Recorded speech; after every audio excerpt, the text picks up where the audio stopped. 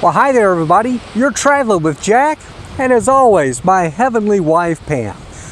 We're in beautiful Brookings, Oregon today, located on the southern Oregon coastline right near the California border.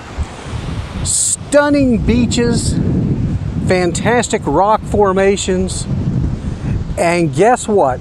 Some of the best weather you'll find anywhere along the Oregon coastline. Brookings is actually known as the banana belt of the coast. The reason being, on average, it's going to have the most sunny days and also warm days.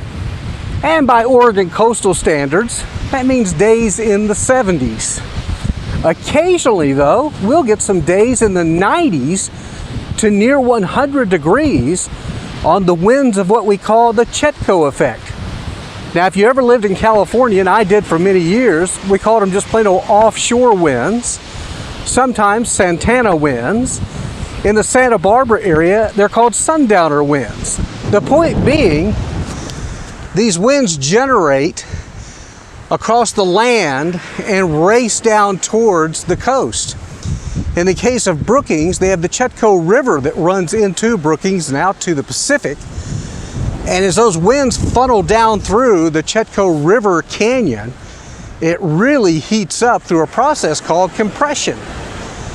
Now, those don't happen all the time, but we do get wind directions that are just right to help clean out the marine layer a little quicker than most other areas along the coast. The marine layer, you ask, what's that?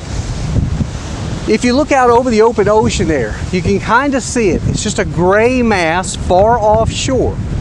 It's low clouds and fog, and what happens is the air above the ocean is warmer than the chilly Pacific waters.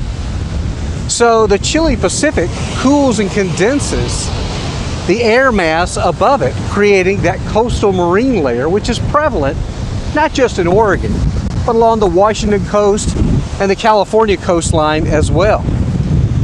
Now, in many areas, it may not burn off at all during the day. In most areas along the coast, it will burn off by early afternoon. But here in Brookings, they're blessed that oftentimes it'll burn off by mid to late morning.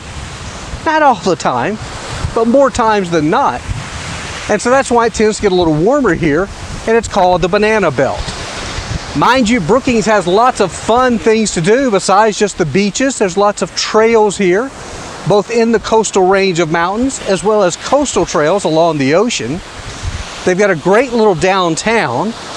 You've also got the port of Brookings, which is right up next to another community called Harbor. Now, they're basically run right next to each other, the community of Harbor and Brookings. But if somebody says, hey, meet me at the harbor, you want to ask them, you mean in the town of Harbor or the harbor otherwise known as the port of Brookings? I know, sounds confusing, but it's important to locals that you know that. Also remember, if you're looking for good fresh seafood, this is the place to get it. At the port of Brookings, the seafood comes fresh off the boats, and we're talking from the boat to the table in the restaurant, and it's fantastic. So again, if you're looking for a little getaway along the Oregon coast where you've got a better than average chance of seeing some sunshine and relatively mild temperatures, check out Brookings, Oregon. Again, we call it the banana belt of the beaver state, otherwise known as Oregon.